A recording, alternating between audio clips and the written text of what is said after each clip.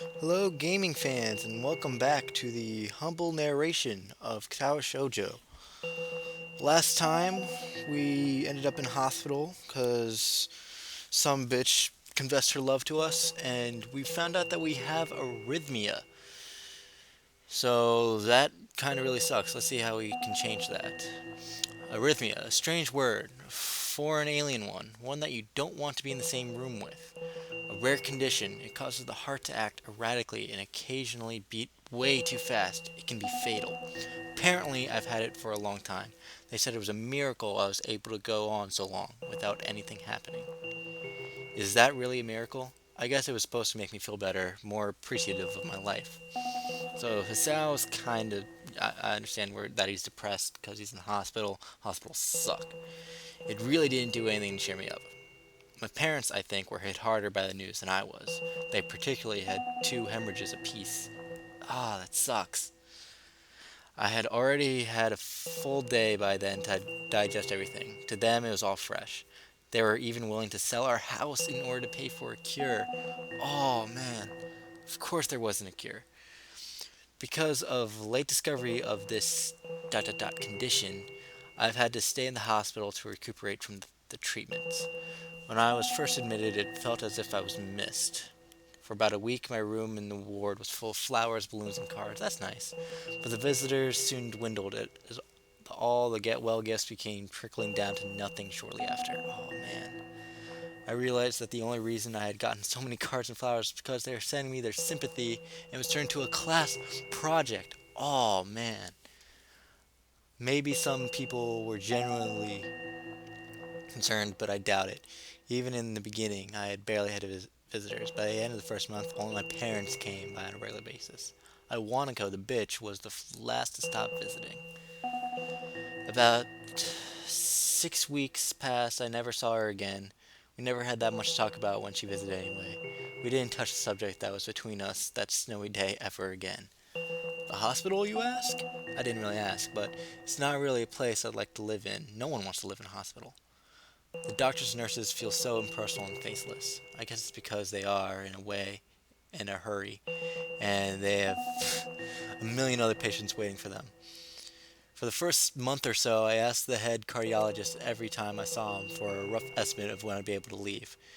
He never answered anything in a straightforward way, but told me to wait and see if the treatment and surgeries worked. So I idly observed the scar that those surgeries had left on my chest slowly change its appearance over time, thinking of it as some kind of an omen. Hey man, chicks dig scars. I think I still ask the head cardiologist about leaving, but my expectations are low enough now. I'll just get disappointed when I don't get a reply. Shuffles around the answer shows that there's at least some hope. At some point, I stopped watching TV. I don't know why, I just did. Maybe it was the wrong kind of escapism for my situation. I started reading instead. There was a small library at the hospital, although it was more like a storeroom for books. I began working my way through it, one small stack at a time. After consuming them, I would go back for more. I found that I liked reading, and that I think even became a bit addicted. I started feeling naked without a book in my hands. But I love the stories. I love stories too, Hisao. That's why I'm reading this story. That was what my life was like. The days became increasingly harder to distinguish from each other, differing only by the books was reading and the weather outside. It felt like time blurred into some kind of gooey mass. I was trapped inside instead of moving within. A week would go by without me really noticing. Sometimes I'd pause in realization that I didn't know what day of the week it was. I know that feeling. But other times, all the things that surrounded me would painfully crash into my consciousness through the barrier of nonchalance I'd set up for myself. The pages of my book would start to feel sharp and burning hot, and heaviness in my chest would become so hard to bear I had to put the book aside and just lay down for a while, looking at the ceiling as if I had to cry. That's what arrhythmia does to you, by the way. But it happened only rarely. I couldn't even cry. Oh, that sucks. Today the doctor comes in and gives me a smile. He seemed excited, but not very. It's like he was trying to make an effort to be happy on my behalf. What an asshole. I don't really like doctors for some reason. My parents are here. It's been a few days since I last saw them. Both of them are even sort of dressed up. Is this supposed to be some kind of special occasion? It's not a party. There's this ritual the head cardiologist has. He takes his time sorting his papers, then setting them aside as if to make a point of the pointlessness of what he just did. Then he casually sits down on the edge of the bed next to mine. He looks me in the eyes for a moment. "Hello, Hasao. How are you today?" says the jerkish doctor. Doctor. I'll tell you how I am. I'm in a hospital. It fucking sucks. I don't answer him, but I smile a little back at him. I would have been pissed off. I don't know. It's kind of draining being in a hospital. It's too much whiteness. I believe that you can go home. Your heart is stronger now, and some precautions. You should be fine. We have all your medication sorted out. I'll give your father prescriptions. The doctor hands a sheet of paper to my dad, whose expression turns wooden as he reads it quickly. So many dots. So many what, you may ask? So many pills.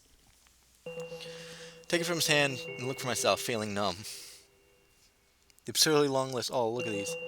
Clinical depression, diarrhea, nausea, normal vision, dizziness, cold extremities. Whoa. Surely long list of medications staring back at me from the paper seems insurmountable. They all blend together in a sea of letters. Look at all that. That's seriously mind-numbing. What the fuck?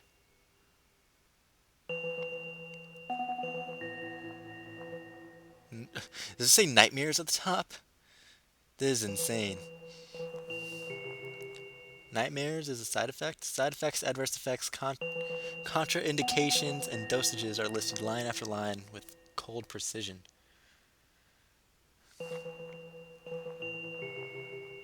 So goddamn many. Sorry, this is a lot to take in. I'm taking as much time as Hasao is. I try to read them, but it's so futile. I can't understand any of it. Attempting any only would only make it worse. I feel like dysentery is in there somewhere. I'm afraid that is the best we can do at this point, says Dr. Douchebag. However, new medications are always being developed, so I wouldn't be surprised if there will be a cure soon. Cure won't be have to do it for years. Years. What kind of? Also, I've spoken with your parents and believe that it would be best if you don't return to your old school. This is where it gets interesting. What? Please calm down, Hisao. Listen to what the doctor has to say, says the dad. Notice the mom doesn't talk at all during all of this. Calm down? The way he says it tells me he knew full well that I wouldn't like it. Am I going to be homeschooled? Whatever my concern shows, it's ignored. We all understand that your education is paramount. However, I don't think that it's wise for you to be without supervision. At least not until we're sure that your medication is suitable. So I've spoken to your parents about a transfer. It's a school called Yamaku Academy, specialized in dealing with disabled students. This is where we start doing the actual game. Disabled? What? Am I dots? You were kind of disabled, not really. It has a 24-hour nursing staff and is only a few minutes from a highly regarded general hospital. Think of it as a boarding school of sorts. It's designed to give students a degree of independence while keeping it safe. Independence. It's a school for disabled kids. If it was really that free, there wouldn't be a 24-hour nursing staff, and you wouldn't make a hospital nearby a selling point.